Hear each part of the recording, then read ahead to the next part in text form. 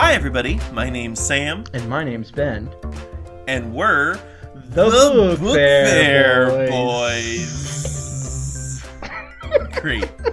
Do you think we got it? It's wonderful, I'm sure. Welcome to another episode of the Book Fair Boys. Joining us today, we've got a Tangerine White Claw. And a Voodoo Ranger Imperial IPA. Holy shit, man. That is some good shit. Look at that spooky boy. Oh, it's the skull with the glasses and the bomber hat. Folks at home, Ben is living it up. It's quarantine, baby. Yeah, it's quarantine, baby. All right, so today on the docket, we've got Goosebumps number 3, Monster Blood. Am I leading this one, or because you led number 2, do you want to lead this one as well, Ben? Oh, or man. do you want me to take it? You know what? You've got notes, and I've got nothing but disdain. So I think that let's go on ahead and have you lead this one, and I'm just gonna like humph and harumph in the background for 30 minutes. I have so little to say about Monster Blood. I'm glad we're on the same page. Yeah. I meant to look up sort of like a read on blob narratives, like the giant blob, or like there's another Goosebumps book called The Blob that ate everyone, things like that. Like, what does the blob represent? Because there is some blobism in, and if that's not a term, I'm coining it. Blobism. Give me a PhD. Do it. Blobism. Blobism. So I guess I like want to hear your thoughts on that when we get there. But yeah, Monster Blood. Ben, can you give us a lowdown on what goes on in Monster Blood? I'm not even going to try. I'm going to be completely honest. This one, the narrative is all over the place. So, like, let's simplify it. Like, if you look at the core narrative of this thing, it's kid goes to spooky place with spooky aunt. He's staying there. He's unfamiliar with the territory. He doesn't know what's happening. And he goes to this weird shop there and gets this thing called Monster Blood. And then that just sits in the background for 12 chapters and then suddenly explodes into a threat at the end of the story, while we've got some bullies stapling cats to trees, and like some like kid that's like oh my god, and some kid that's like cool and chilling out and wants the monster blood. Like this, the only thing about this story, the reason I think this story must have, like, I finished this and I immediately thought, why are there 4 sequels to this? And is it because R.L. Stine really like nailed something that was like key 90s when it came to like the era of gack and like Nickelodeon's slime stuff, and it was just like it was just in the in the air everywhere, like weird slime stuff. Did he just nail something, or is it that you have this cool character Andy? So there's a girl character that's kind of a boy character that's like tomboy, but also there's this like thing going on where she's called Andy the whole time, and you're not really sure like what he's doing with that. And I kind of felt like Andy was every nerdy boy who read this, like they're like ideal heartthrob, because she's proactive, she gets stuff done, she's like driving the narrative force of the novel. And so I kept thinking, is it because Andy's there? So I'm all over the place, because this book is all over the place. Like, if you hear it in my voice, every chapter has a different threat. Every chapter has a different narrative spook at the end. Like, none of them are consistent. There's no build. And then suddenly at the end, Monster Blood is eating everything. And you don't know if the dog's going to be scary, or if like you just don't know what's happening the whole time. It's true. I mean, there's one chapter. So Evan is sent to live with his creepy Aunt Kathryn, while his parents figure out their new home in Atlanta, where his dad is being transferred for work, right? Yeah. And Aunt Kathryn is deaf and nutty. She like is always cutting meat, which I thought would be a thing. Yeah, I thought that was going to be a thing too. Yeah. She like every time he goes into the kitchen, she's cutting more shit with a big knife. And I She's was like like, always wanting to make pies, and at one point he's like, "Hey, you want to make a pie?" And she's like, "No," and growls at him. And I'm like, "Wait, what is happening yeah. right now?" So, anyways, keep Right. going. So yeah, so I was like, Evan, you're gonna be in one of those pies, man. Like you better look out. But so then he's like exploring the town, and he meets Andy, and right away he's like, Andy's very pretty, which is the first time in all three of these books that R.L. Stine has like hinted at any kind of like a character having a crush or anything. There's a Yeah, moment in Stay Out of the Basement when like Margaret and Margaret's friend are gossiping about these two kids at their school who are like going steady, which is also like shows you how old the book is and how old R.L. Stine is, because nobody talks about going steady not even anymore. in the '90s.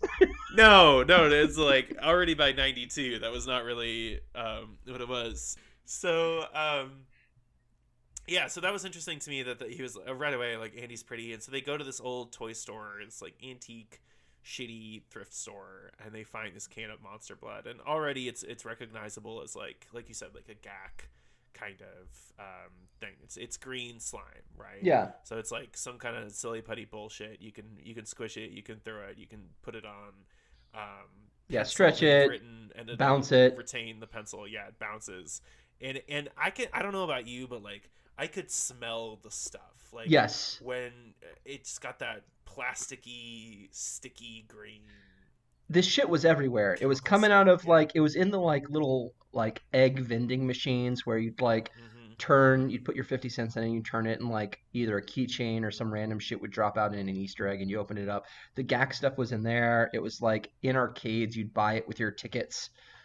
Yeah. Um, it Yeah. was like always came in this like various, it was always came in egg form, I feel like something compressed it into an egg form and it was, Yeah. yeah, it was weird and gross. Or like And a little trash can or yeah, a little trash something. can. Yeah, toxic waste barrel, something to. And that was also like candy was the same kind of shit, where it was like all candy was a toy for Yeah, a little while. Like you could dip a thing, you could poke a thing, you I could, hadn't thought about that. That's true. All candy you was a know, toy for a while. all candy was a toy. That's my favorite was like Airheads, not Airheads, like what were they called? The sour like warheads, atomic warheads or something. Oh The yeah. sour things, and they had a spray, so you could just spray it on your tongue. And there were a bunch of different sour sprays like that that I loved. But that was something that was like they had to design a whole like aerosol can just so that you could have some fucking sour candy. Well, and I loved Um, the like the stick that you would stick in more sugar. Like it's you'd lick yeah, it and make it the fun sticky and dip. then put it Yeah, in more sugar. Yeah, right, so it's of that same like weird type of '90s nostalgia object. right. This Monster Blood. Yeah, Um, and so they get this can of it, and Evan's like, "Well, I'm gonna buy this," and the store owner is like, "Oh, it's not good anymore, like it expires or some shit." He's like, "Really, you can't have it because it's not good," and so immediately you're like, "Oh, the store owner is in on it," and then he never shows up again. Later, they're like, "We're gonna return the monster blood to the store so that we can be rid of it," and the store is closed, and they're like, oh well, um it's narrative not. thread done. Yeah, nothing is an issue in this world. And so like then Aunt Cat, so they take the monster blood home, and then they realize that Aunt Catherine has a cat named Sarah Beth, and she is arguing with Sarah Beth. And the woman who plays Sarah Beth in the show, you will not believe who she is. So I want to clarify. This Okay, story is please go ahead. this story is horseshit. This book is horseshit. But this episode of Goosebumps the show may be the best thing that I've ever seen on TV. It Oh my god, is talk about, yeah, it no, is a go ahead. laugh. I mean, I know that we usually wait for adaptations at the end, but it is a laugh a minute. It is everything. Nothing connects in the same way that nothing connects in the story, but it's No. happening at a rate that is like just frenzied. Like you'll have, and everybody's always explaining the last beat, but like they're also fully committed. They got two fully committed actors to play Aunt Catherine and to play Sarah Beth, and these people have decided they're going to make this their television like acting moment, both of these women. um in a way that is just admirable, purely Yeah. admirable.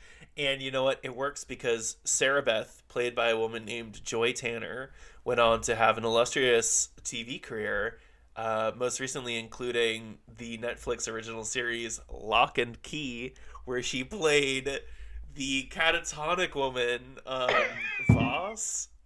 Oh, wait, yes. That's Yeah. right.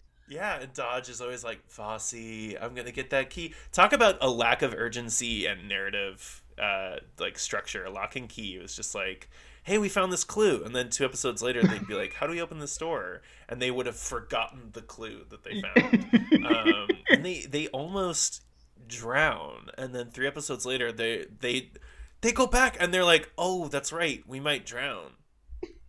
What?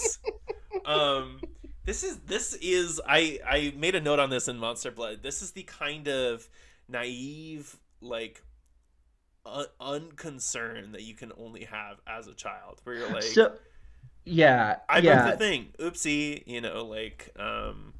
there's I've no got monster sense. blood just growing. Yes, like so the one thing that I got out of this is maybe, right? Maybe, because you always ask, what's the lingering horror that's underneath the narrative, right? Like, what's the story that this is getting at? And I was like, maybe this is just so specifically a lingering horror of like your early teens, and it's that like weird sense that like you're in over your head, but you don't want to go to your parents about it. You know what I mean? Yeah, Like, but it's like, like the stakes are always so low in that situation. It's like I accidentally like punched through my wall and I'm like really upset because I know daddy's going to be angry, but like I'm going to like try and fix it first. Or like maybe it's even less than that. Maybe it's like I was going to hang a poster, but I like drove the nail too deep in, and like I now there's a big hole in the wall, and like I'm trying to move the poster up to cover the hole, and like I'm not sure how I'm going to position it. I don't want to show that there's this big hole in the wall. Like it's that yeah, kind of like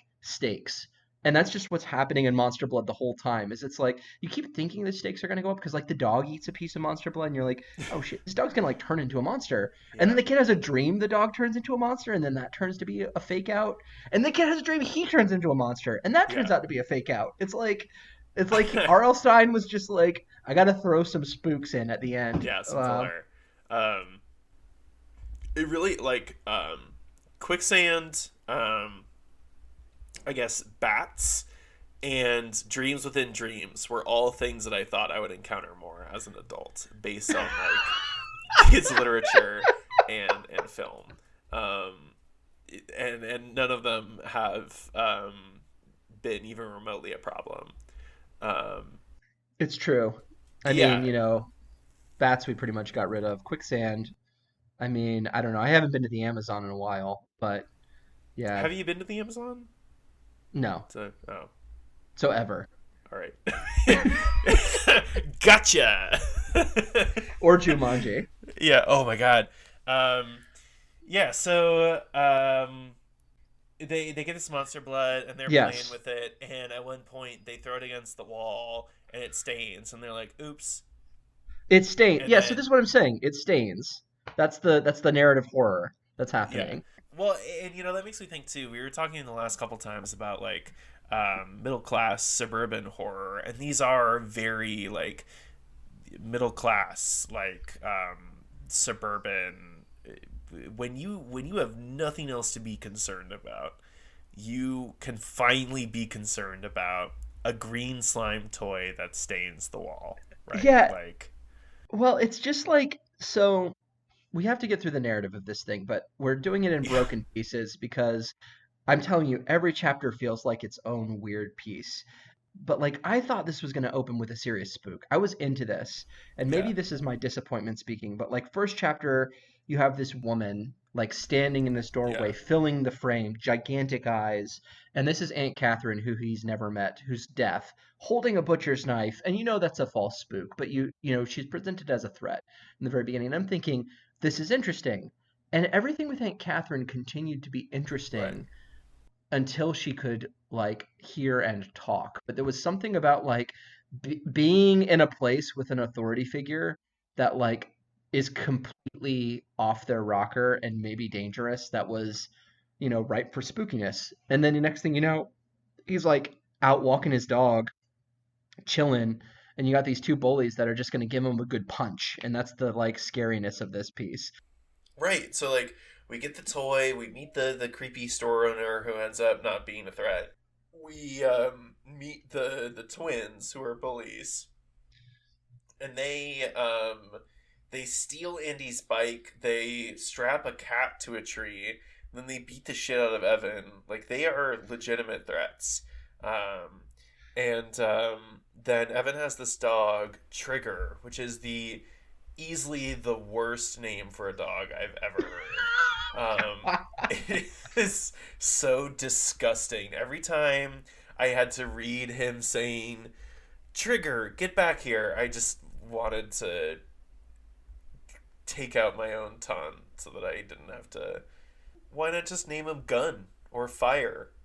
Just, just go all I out. mean, the first dog's called Petey. Just call him Georgie. I don't know. Like, I know, right? Yeah. Um, so, yeah, so they're playing with the monster blood, and then Trigger eats a little bit of it, um, and he clearly grows, right? So, like, he bursts out of his collar, he's choking and to Evan, death at one point. That's the he's big. That's choking to the end death. of chapter spook. Is Chigger's like rolling on the floor, choking to death. So Yeah. And then he gets the collar off, and Evan's like, "Whoa! I guess he grew out of his collar overnight. That's strange."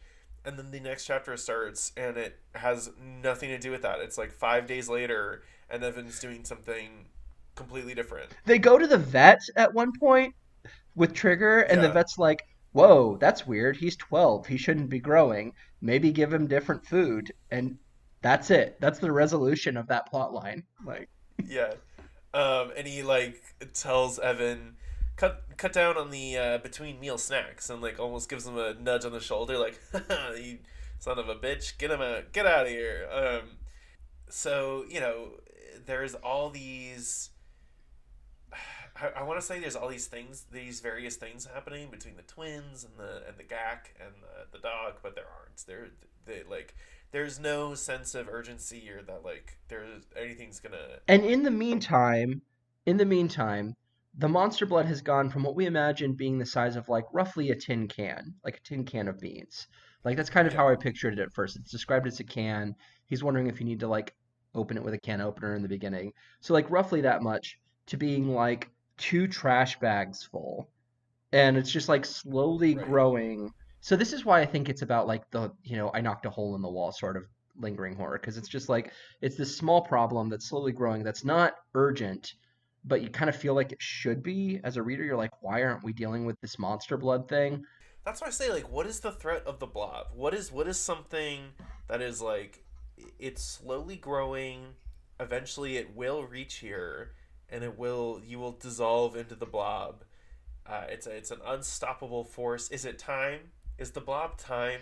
I don't know. Um, At one point, Evan falls into a bathtub full of monster blood and feels it pulling him under, and I'm like, to where? You're in a bathtub. Like, yeah, is it gonna drown you? Is it going to like? right. I mean, and he gets himself on the side of the tub and he pulls himself out, and then it's still Yeah, just something he throws into a suitcase and carries around with him, and I'm like, sitting here thinking, yeah. So what is the threat? Is it time? Is it? I don't know. Like maybe it's like time can pull you over. Time can pull you under, but like I kind of feel like you can outrun it. this is like boomer horror in the sense that like it's gross, and Yeah. so that Okay. makes it scary, right? Like there's an element to this that kind of feels like R.L. Stein saw some kid playing with one of those weird like silly putty things, and like Nickelodeon Gack was blowing up, and they'd have those shows where they jump slime on kids, and he's sitting here thinking being Slime dirty time. is gross. Yeah, slime time. Yeah, Yeah. and he's sitting here thinking being dirty is gross, and there's like that Pixar movie where it's about the emotions in kids' heads, right? Oh, What's that talk called? about Inside Out. Inside Talk Out. about a sob fest. Yeah, great movie. And it's based on some really fundamental psychology of like primary emotions. And one of the primary emotions is disgust. And I'm sitting here thinking like maybe this is just like an overactive disgust function that's like somehow making horror being about the fact that it's a gross green slimy thing and it's getting bigger, and that's what makes it gross, is it's dirty and it's Right. gross. Okay. Yeah. So R.L. Stein is watching the gag phenomena slowly grow and take over the world, and kids are being sucked into it. He's like, it's And slime, then it's slime, it's gross, it's sticky. it's like, yeah. And there's nothing more to it than that. Maybe, I I was don't gonna be know. like, He wrote four it's. books about it. I was gonna say like it's time. You get sucked into the time. It's an unstoppable, disgusting force. Something like that. And you can try to outrun time through your adolescent unconcern for the world. Like I mean, Evan is white middle class living in somewhere like Atlanta, whatever. He has not a care in the goddamn world, and as long as he can outrun the fact that he like leaves goop around because he's masturbating Yeah, yeah, because yeah, he's yeah. 12, right? So he's leaving And goop he met this around. pretty girl called He's Andy, and he's got his. Yup, he's staining shit. He has a dog. He's As long as he can outrun time and stay in his zone, he's fine. I mean, it's That's like my read. it's possible. I don't know. I kind of just felt like as I was reading this, I felt like I was just like I could almost feel the writer, like the editor notes coming down to R.L. Stein. I'm guessing first draft of this just had it be like this has been. So, guys, I like to make up stories about like the narrative of how things get constructed, and there's no, this is nothing. I have no I have no way of knowing this. I didn't read any articles, but I kept thinking like he probably wrote the first draft of this, and like it's about this like gack that's slowly like getting bigger, and like his editor's like, but you need something scary, and he's like, well, I'll introduce these Beamer twins then, because they come out of nowhere like four chapters in, and they're an imminent threat, and like in the meantime, it's something that like makes them forget about the monster blood, and like gives them convenient excuses not to call the police. This was all sort of vaguely laughable. It was like a mess that you don't know how to clean up, and that you feel like you Yeah. need to take care of before mom gets home. And that was what like the whole story Yeah. was. Um, Right. And so like the monster blood is getting bigger and bigger, and Trigger is growing as well, and then eventually, the monster blood grows so large that it takes shape and starts bouncing down the street and absorbing life. It the same way that time does. Very good. And so it Nice. kills. Thank you. Give me a PhD. And so it eats a bird and then it bounces towards the twins. And they are unstoppable. They can't stop the force. They can't stop Like time. can't stop time. Especially if you're some bully kids who are gonna peak in high school. That time is just gonna swallow you whole. And it does. The monster blood swallows them whole. And it does. And so then it's bouncing down the street, and they can walk. They see the twins' bodies like bobbing lifeless along in the slime as it comes towards them. And so then it comes into Aunt Catherine's house, and she's like, "Get out of here, kids! I'll stop the slime because I created it." Yeah, so here's our act 3, late act 3. You know, we're talking about the Yeah. final chapter, exposition dump, Bond villain explanation, and I just I'm losing respect it by the minute as we're talking about it, because it makes me angry and angrier. I know. I know. Like you have her talk for 5 minutes, and she basically has a whole chapter where she just tells the story about how she was a witch, and the cat Sarah Beth is also a witch that somehow used its magic to enslave her, so she didn't have a Right. will. So like you're like sitting there as a kid, Right. and you're thinking, as a reader, as an adult reader, I'm thinking, does that mean that like Sarah Beth was doing the weird stuff Aunt Catherine was doing earlier through her body? Like, Sarah Beth, like the cat's always a weird watching presence while the monster blood is growing. Like there's when Yeah. Evan's getting sucked into the tub, the cat's just sitting there watching, and like The that's a cat weird moment. shoves him into the tub, Oh, does it? I can't even remember right? that. Like does the oh yeah, it scares him and he falls Ben into the gives tub. so little of a shit. I was really speed reading at this point. So Aunt Catherine explains this, and then Sarah Beth transforms from a cat into a witch and is like, I'm gonna use this monster blood to kill you, Kathryn. And Catherine's like, aha, that will release me. And then Sarah Beth's like, but I'm also gonna use it to kill the kids. And Yeah. then Aunt Catherine's like, no. And that's what happens, right? Like she explains, like, Yeah. am I wrong? Is that not what happened? No, no, yeah, that's exactly right. I mean, it makes me think like, so Aunt Catherine is like, well, I wanted a friend, and I thought Sarah Beth could be my friend, so we were doing friend witchy stuff together. But then Sarah Beth trapped me, and she took my hearing so that I Yes. couldn't hear, and she refused to let me learn sign language or let me learn how to read lips. And then she also cursed the gack that you bought. So So like this is the thing I had a hard time with. Aunt Aunt Catherine made the monster blood, and then only in the show. no, she made the monster blood in the book too, because she's like, I created Did this she? thing. Right? Didn't I she? I thought she said I thought it was that like they bought the monster blood and then Sarah Beth was like, "Aha, here's the thing that I can curse to swallow you and it's going to eat you." Okay, But in the so show, yeah, that's it was different. yeah. In the show it was different, but that's a line I can buy. I don't know. I'm so over it at this point. But Aunt Catherine and Sarah Beth were in the house, and what pissed Sarah Beth off, this like black cat that's just chilling, is that Evan came to stay with her whenever Right. when because like there's maybe some like narrative here and it's like visit your old people, um Is like that the maybe that's moral? the moral because like maybe they're like trapped by a cat witch that like is keeping them from hearing, and all these like age related problems are really at their Yeah. core just the fact that they need somebody there, but like Sarah Beth doesn't Time, like that. man. Time. Yeah. Time, you know what? Maybe you're onto something. Maybe he was like, but I'm saying this is the most first drafty bullshit I've ever seen. This book, You know what? Okay, so severe cuts and major paring yeah, down and very clear refining. Like, big refining. Yeah, so then Trigger comes in and he's huge and um he I he's forget kind of how it ginormous. goes. There's like a fight, This but it's not a fight. It's like a threat fight. Yeah, he pushes Sarah Beth. This is bad because I'm saying I forget how it goes and I read this 24 hours ago. Yeah, So I he pushes Sarah Beth into the goo and that stops her and then both she and the goo disappear and Trigger is back to normal size.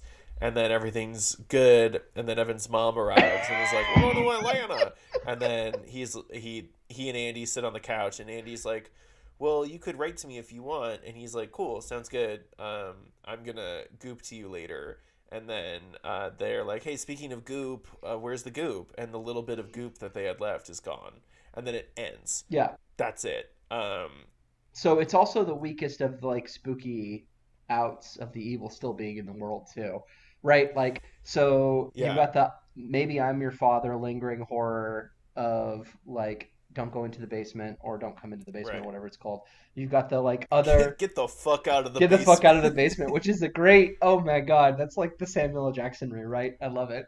Oh my god, I would be so there. Yeah, but yeah, anyway, and then Welcome to And Dead welcome to Dead House. House. They've got the other family coming, so the lingering horror is that that's still there. And this one, it's like there's goop maybe, and that's why I'm saying it's just that like it's just him being weirded out by Yeah. gross green stuff. Like Yeah, you can also feel it in the title. I mean, um, so the first one, both the first two are phrases, right? Or sort of like what do you call them? Like yeah, they are sentences or half sentences. They're like clauses.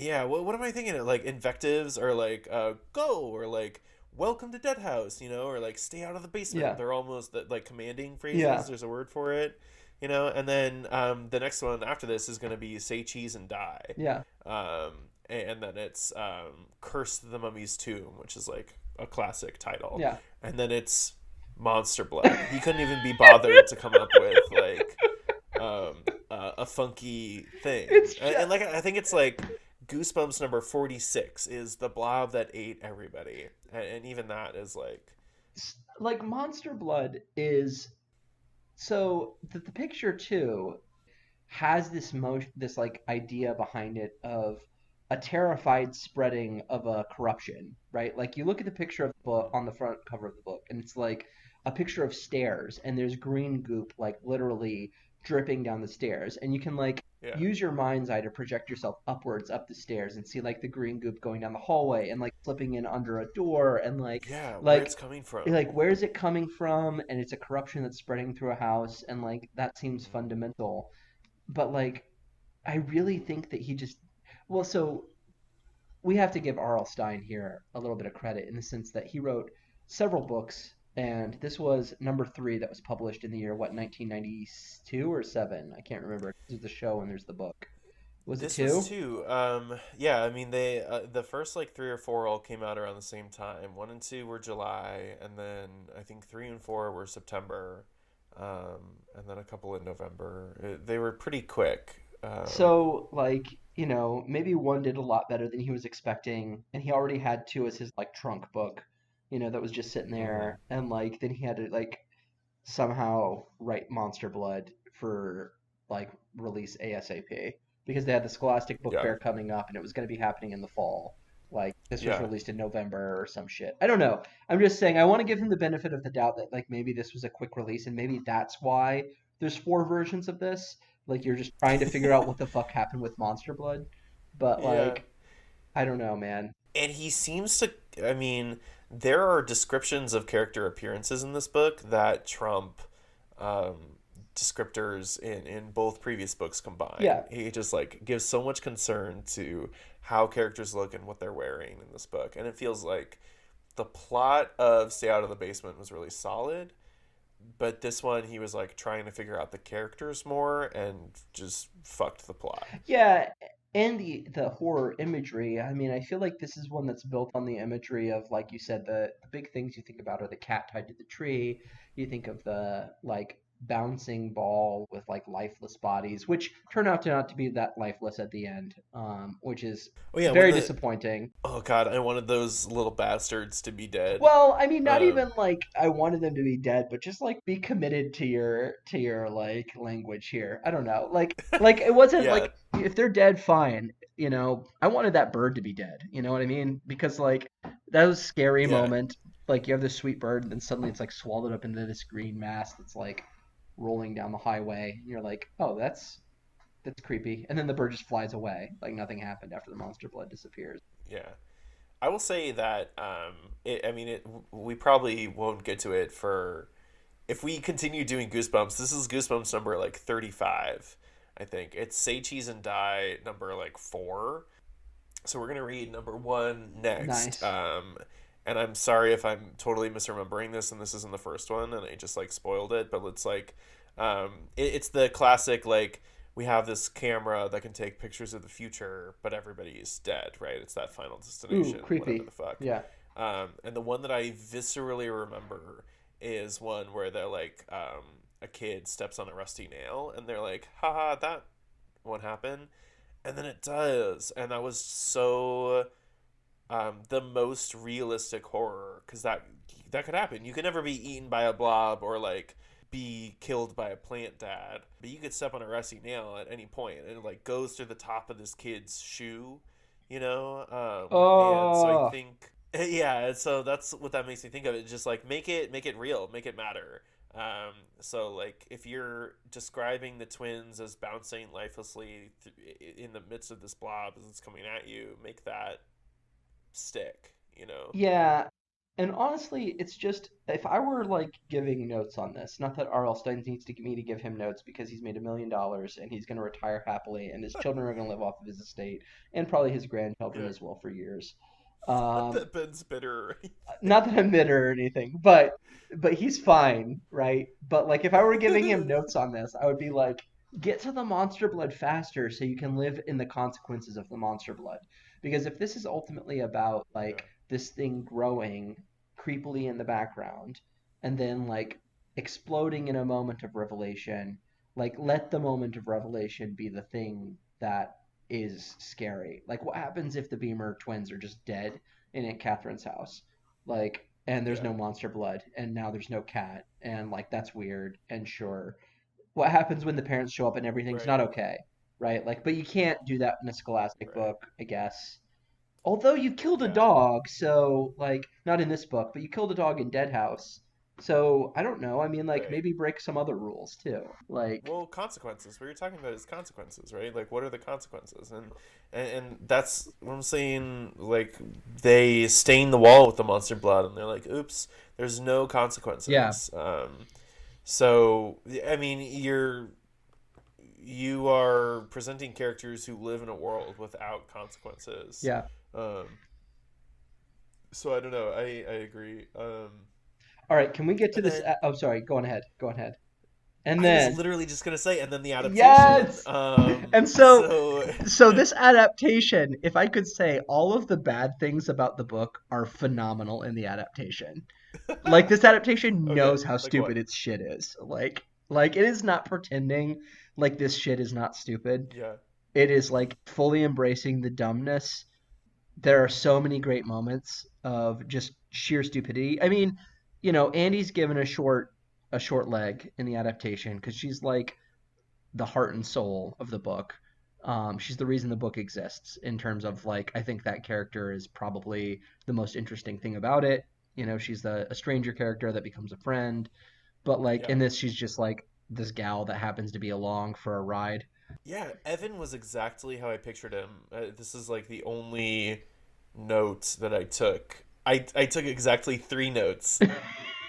So Evan was exactly how I pictured him, and then Andy was nothing like how Nothing. I imagined No, no, her in no, the show. no. That's because I like if I'm gonna say anything about this book in terms of giving it credit, is that I think this book is probably maybe subconsciously, maybe consciously playing with like homosexual thematic toys in terms of like developing the Uh, language of a romantic relationship that's between a femme character that's beaten up or that's kind of strong and that like is really tomboyish, right? We're using that term.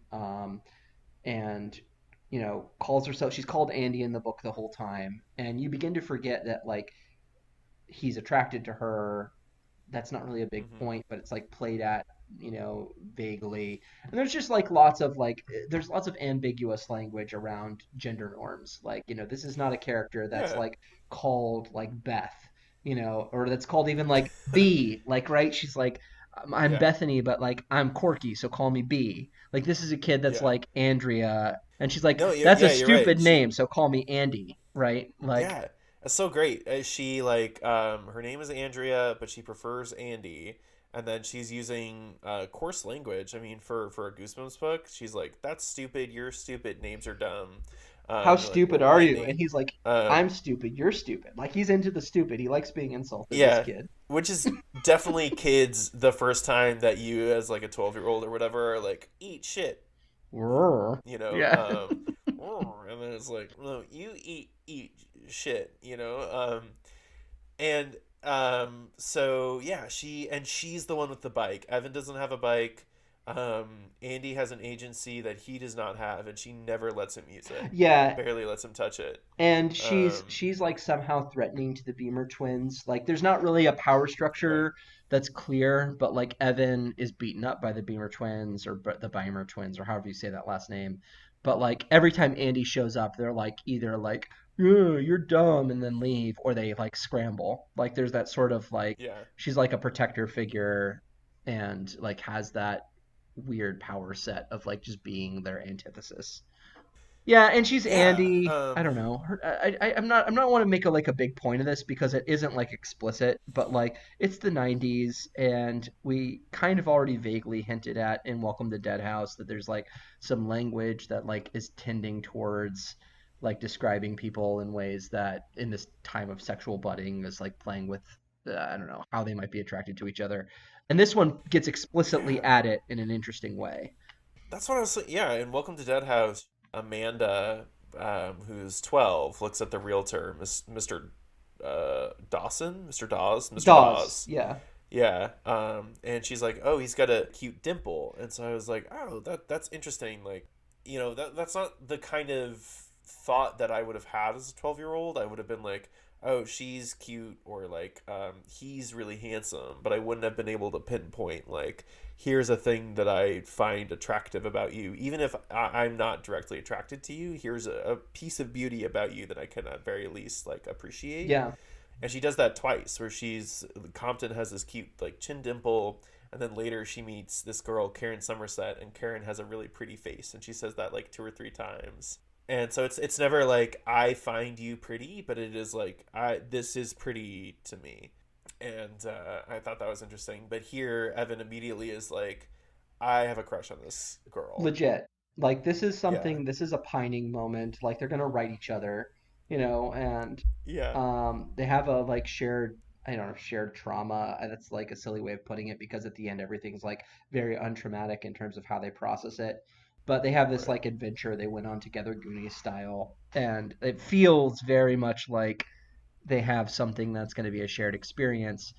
And there's a part of me that felt like the most interesting thing about this book is the way that even though there's no explicit playing with gender norms, it's like gender bending in the way that he presents this character because she's what you would consider like I think R.L. Stine has an affinity for active writing active young women characters because he does that in his first two and this is the first time where there's a male lead and the male lead It's true. defers to the female side character, right? Yeah, She's like kind of boyish right. in the way that she's presented, especially for the 90s. He makes a point about saying that like she's got a pink shirt. Like he always describes her Yeah, clothes, which is what I was saying before too. That just like she's always wearing these, cut off uh, jeans.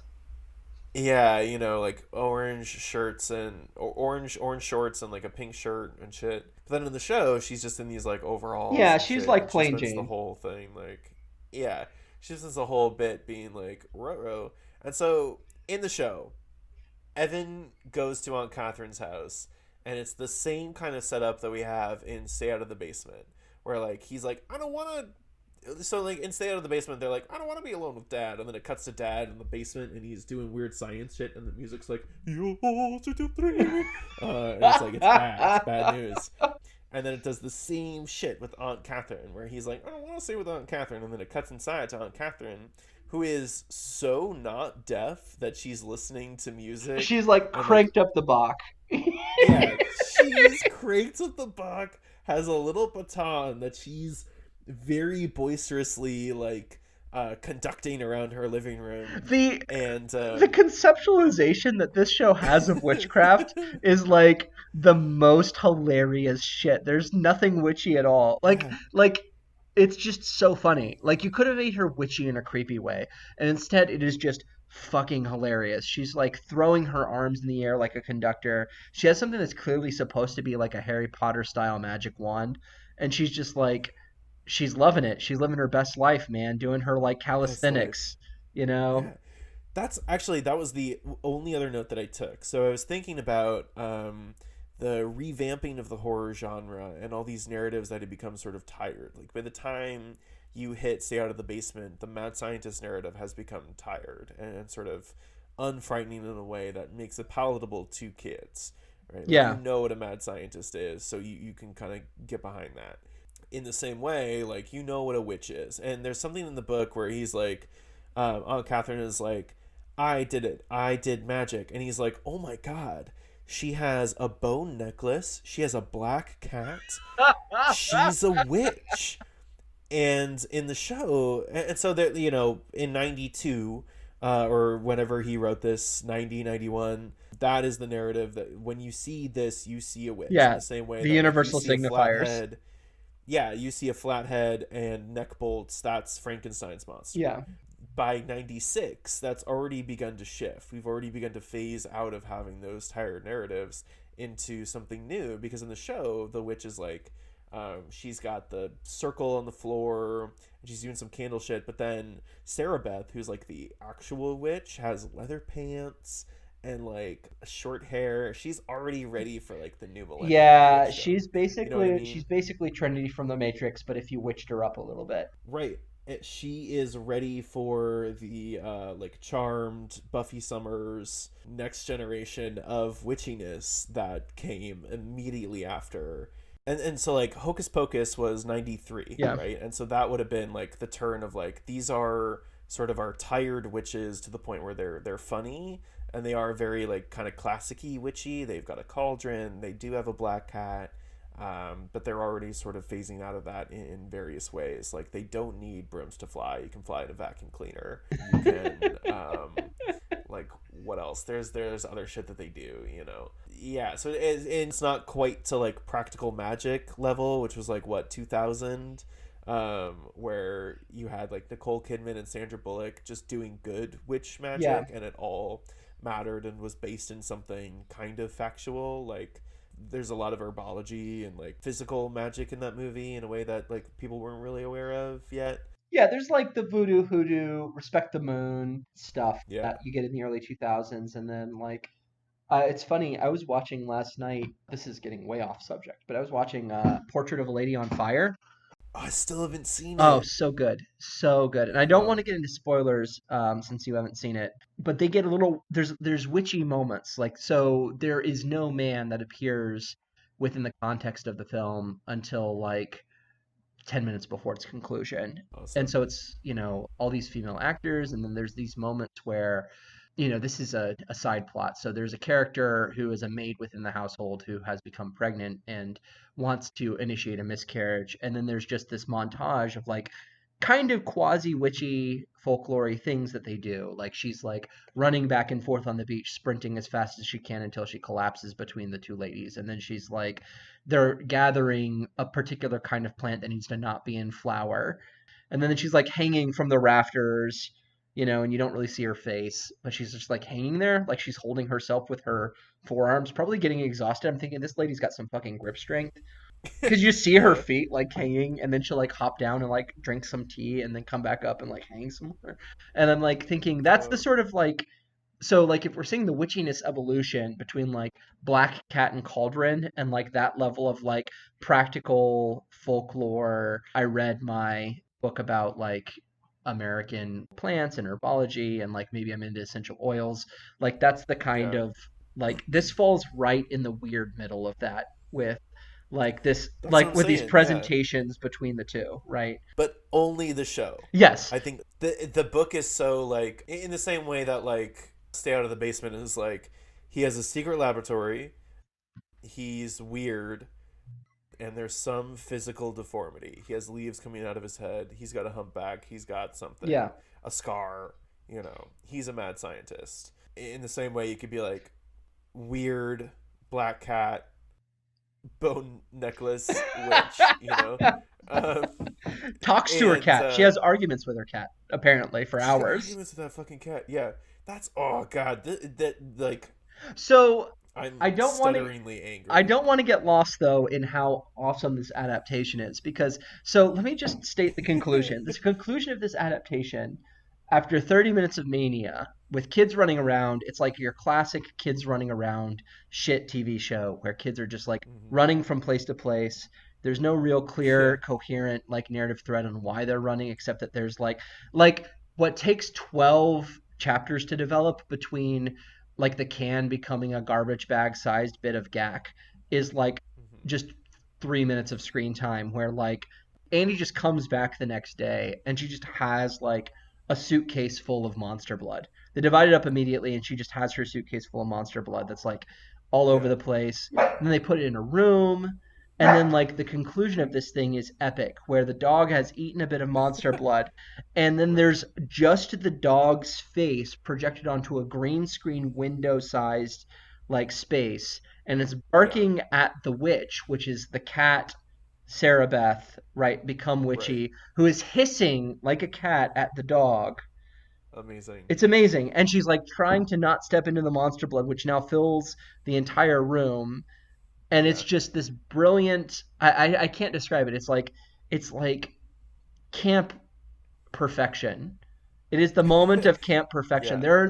There's moments where you're watching something that you know everybody both knew it was bad but also was giving it their all because they fucking wanted to make this their next step towards their big serious project. And that's like the effects guy down to the director, down to the actor who plays Sarah Beth, and all of them are just giving it their all, and it's just this brilliant scene. And I can't describe it. It's perfection. This is the Goosebumps Nickelodeon show. Like this is big but also dumb. Yeah. Like this is a really big break, and you don't have to give a shit as like serious actress Joy Tanner or whatever.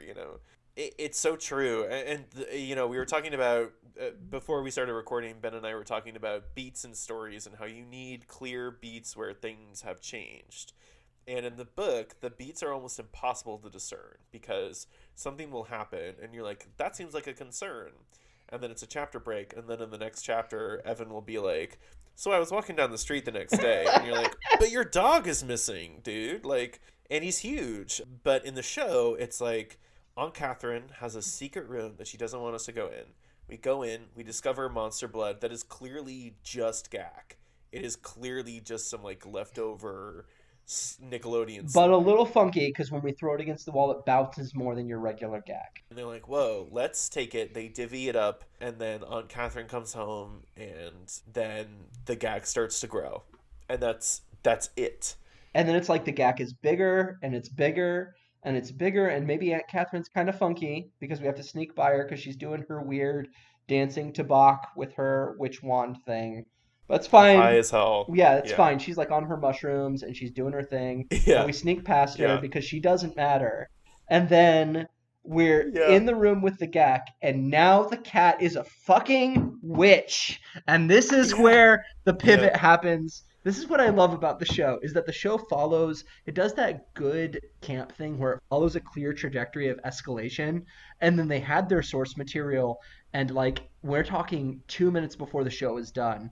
They're like, none of that shit matters. Now it's fucking witches, bitches. Like they just Yeah. go heavy into this weird Trinity witch appearing, and like the Yeah. dog's gigantic now. Like we had a moment where we Right. saw the dog's footprints and we knew it was big, but the dog comes back and it's like the size of a window, and everything is Right. just wonderful. It's just all wonderful at the end. Yeah, there's something it has to be cartoony because it exists in the same airspace as SpongeBob and Dexter's Laboratory. I mean, it was on at the same time in the same year, Yeah. as like all these shows, and so the narrative has to be like quick and snappy and dumb, and then it has to all wrap up, right? And so there are like all these little like rut things happen along the way, and then Sarah Beth steps into the goop, and And everything disappears and it's fine again.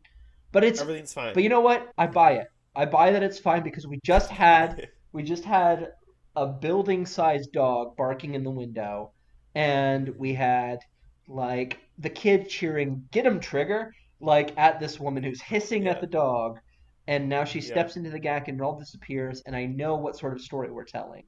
Like we're not yeah. telling the story where like the Beamer boys are like stapling or like tying up a cat to a tree. You know what I mean? You It's keep like, saying they're stapling well, the I cat. The mean, cat was I like, know it's tied, but it was very upset. Like this cat was clearly I know. like there's no getting around like the deep realism of like being troubled by like suburban boys torturing cats. Like that's what we're getting at there. And so like you have Yeah, this tonal contrast of like it being about witches and cats that turn into people, and like all of this weird stuff with monster blood, and also being about bullies that like torture animals. And so you have this weird tonal contrast in the books that's right. just like this show knows what it wants to be, and it's all Yeah. witches and cats and like giant dogs and weird green goop and all fun. It's just funky, Right. funky.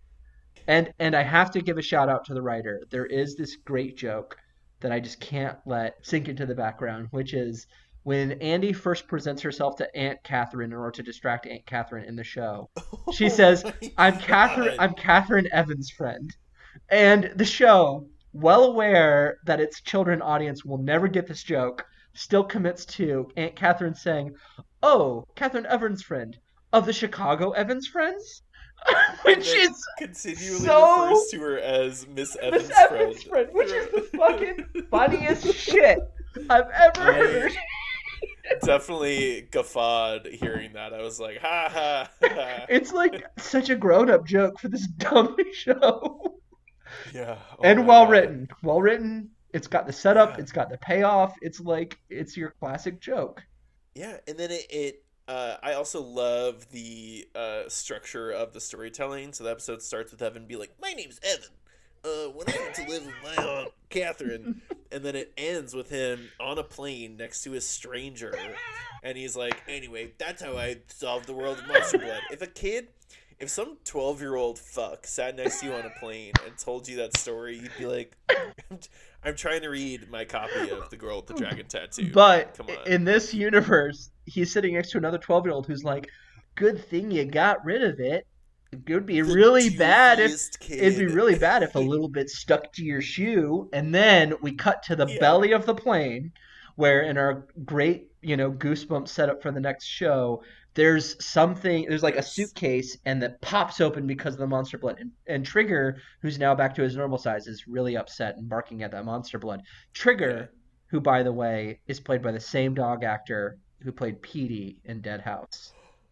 No way. Totes, same dog actor. That is the same border Wow. collie. I wasn't able to find the exact crediting, so like let me take a step back here and say dogs are not given the same crediting structure as humans, unfortunately. That's true. We're not there Dog yet. rights. We're not yet there yet. Yeah. Hashtag dog rights.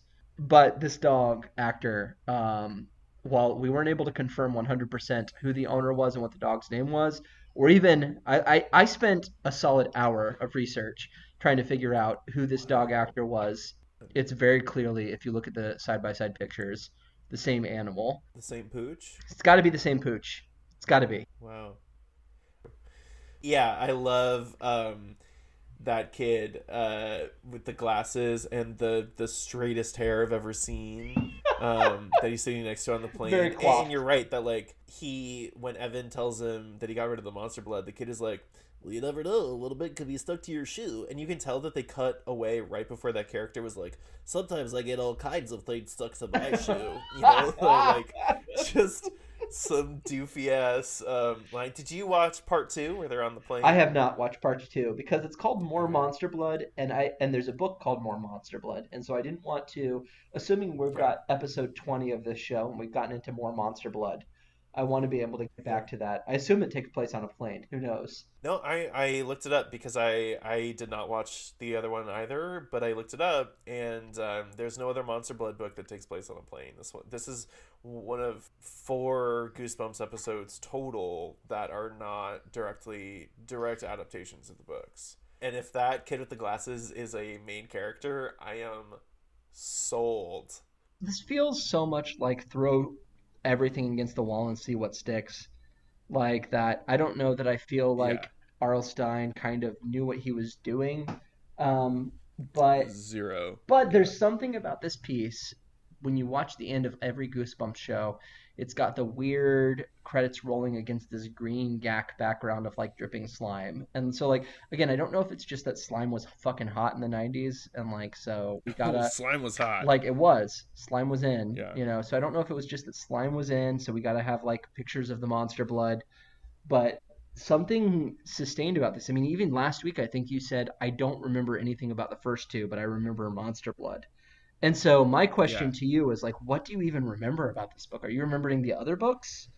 I remember mostly the covers. I mean, I must have read Stay Out of the Basement. I don't think I ever read Welcome to Dead House. I might not have read the first Monster Blood either, but it definitely like I remember as soon as like the monster blood started to grow, I was like, right, the monster blood grows, and that's the bit. Like, Yeah. if you eat it, then you grow.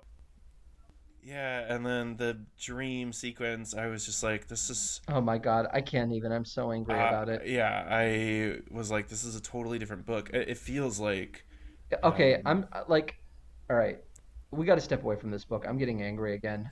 okay, This, this I can so, be done. no, no, no, no. I'm just saying, yeah. I mean, do you have one more thing? Like, is there something worth sharing? Do we think there's anything worth sharing about this? Show me. There's one moment when Evan says, "Oh, look, the monster blood," and the monster blood is spilling everywhere. But his response is, "Oh, look," like he doesn't give a shit. Yeah. Um, anyway, yeah, that's it. I'm done.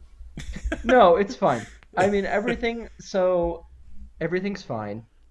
Um, we're okay. I'm okay. You're Yeah, okay. Everything's gonna be okay. But I will say this was a hard swing away from what I had thought of was perhaps consistent artistry on the part of Mr. R.L. Stine when it came to, I mean, like books one and two, say what you want about them. They're like compelling, they're spooky, the yeah, spooks stick. There's parts that are silly, but it feels like it's part of a universe. Yeah, this yeah. one I'm like I'm lost. I don't know what we're doing. I don't even know where we are. I'm looking around me. I don't nothing seems like it makes sense. I don't recognize anything. The people around me are all strangers. This has been my last week. Even the physics of the monster blood are confusing to me. Like first it quivers, then it bubbles, then it's like a liquid, and then they're like, "Well, let's scoop it up," and I'm like, "But you just described it as water." And then they scoop it up like it's Play-Doh. Yeah. It's and then it bounces, but then it's a puddle. Yeah, I mean, and even that is all forgivable if this was about the monster blood. But again, it's a book that like one red herring is fine. Mm-hmm. That's what I've learned. You can have a red herring, right? Like Mr. Red Herring across the street. He can be there and he can distract from the real threat, and that's Yeah, fine. You bring him in, you go stay with Aunt Herring, and she's just like creepy the whole time, made and out it's of totally fish. cool. She's ate She's made fish out in of a trench fish. coat. Yeah, she's like, yeah, and they're all standing on top of each other, and Mm-hmm. she smells like fish, and like that's creepy, but she's not the real threat, and that's fine. But when you have the Beamer twins and you have this old man, and we've stacked red herring on top of red herring, we have a whole herring family, Yeah, and they're like all in, but they're not related, and there's no unifying theme. yeah, Like that's when you start getting into I've got to crank this out because I need book number three territory, yeah. and that's what I Right. felt kept feeling like. So I mean, Sam, I gotta ask you, because for me, if I'm like giving this my rating, I'm talking two spooks down Two for spooks Monster down. Blood. I'm talking about like Yeah, maybe even the anti-spook. I don't know what the anti-spook. I'm feeling like maybe we're talking. yeah. This was a good vibes book One because it shining was so sun. anti.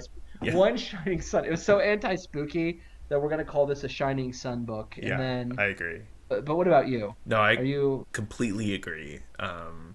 I would definitely show a fifth grade English class the TV adaptation of this on Halloween on a Friday. nice? Just give them candy, shut them the fuck up, and I would give it a shining sun as well. I did not. I thought it was silly. I was embarrassed.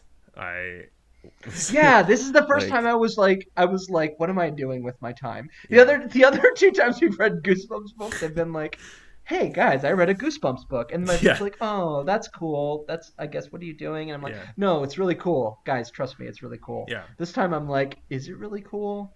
Is it really cool? I'm reading a Goosebumps book. yeah. That's where I'm at right now. Yeah, it's so true.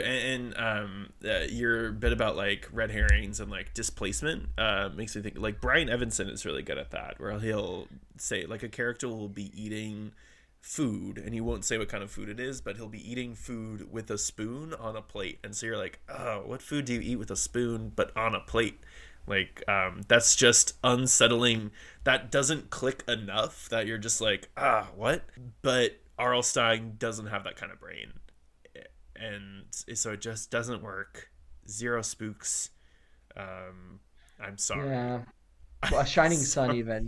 Not only zero spooks, one Yeah. shining sun. We're comfortable. We're laying in a field of daisies. Oh The dogs yeah. come up and lick your face, and you're not Yeah. even scared by it because you see the dog coming as you're sitting there, and so you're really Yeah. happy when he licks your face.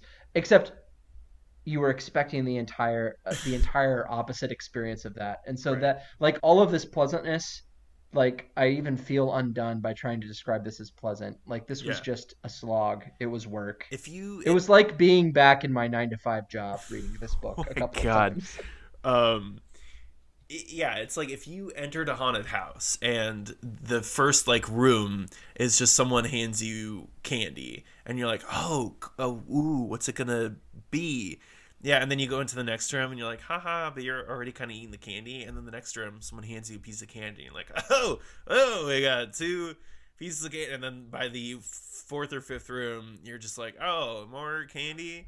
And it's not even the same kind of candy. You get like a lemon head and then like a Snickers bar or And some it's not shit. even good candy. No. It's like no, no, no. We don't even want to say it's a Snickers bar. Like we're talking about it's the same weird like hard candy that you got from the store Uh, that's like you have to chew it because it doesn't like dissolve in your mouth fast enough yeah. and it's just like it hurts your teeth Yeah. and you're old because we're old and so you don't want to eat that candy Yeah. but you can't even give it to kids because you give it to kids and they're like do you have a Snickers and Yeah. you're like You oh I've gotta got be this cool. fucking candy what do I do with this candy Yeah, I can't throw it exactly. away like Well, my hope for the next book is that there's gonna be a dog named He's Got a Gun, and then when the dog runs away, they they run through town. no finish this joke Yeah, they please run finish through it town yelling the dog's name. They're like, "He's got a gun," and then that 12-year-old kid is the monster of that book. I'm excited oh, that's a good joke So that's really thank nice you. Give me a PhD. That's all I want. Um, Ben, I think the next one. I could be wrong. Let me just double check. say cheese and die is what you said earlier. Yeah, say cheese and die. So I already kind of said that it's like a camera. You take a picture with it, You have a pretty concrete memory of this one, so this one's got to be spooky. and there's a special guest star in the TV adaptation, but I haven't read this one since Okay. the day, so we'll see how it compares. I mean, the adaptations have been so different so far. They really have. I mean, one thing you want to say about the Goosebumps show is like they're really consistently very different from each other in tone, Yeah, substance. Like they're all kind of silly, but like their level of camp versus threat is drastically different from one to the other. So, hmm um, yeah, I'm excited to see it. I really want to give old Mr. Stein a chance to redeem himself from his like OCD. I don't like dirt, weirdness that we've been happening in this last one. we'll tweet at him and ask him if he hates dirt. Tweet at him and ask him what he thinks about Monster Blood, since you're on Arlstein's good side. Be Yeah. like, hey, just read Monster Blood. What's your thoughts about it? Wait, yeah, where does it rank in your favorite? Because you said that was it Stay Out of the Basement was one of his favorites? Yeah, he had said it was one of his favorites. Okay. So it had, I mean, that's specifically why it was season one. This is a season two, but it's still a Further show, and he down. has hundreds of books. Yeah. So, all right. All right. My dog is staring at me. So, Here, there he um, is. so we gotta resolve this. Get out of here, you crazy goons. Yeah, what's a catchphrase we can have? Can we have a catchphrase? Yeah, what do you want it to be? Um, First thing that comes to mind. uh, we'll read another book with you next week. He's got a gun. All um, right. oh, Oh, wow. All right. jeez. Are we? Yeah. Did So you stop? no, I'm still recording. Oh, okay. Bye, guys. Bye. He's got a gun. Oh no. This has been Ben. Did you stop recording? No, did you? I don't know how to get out of here.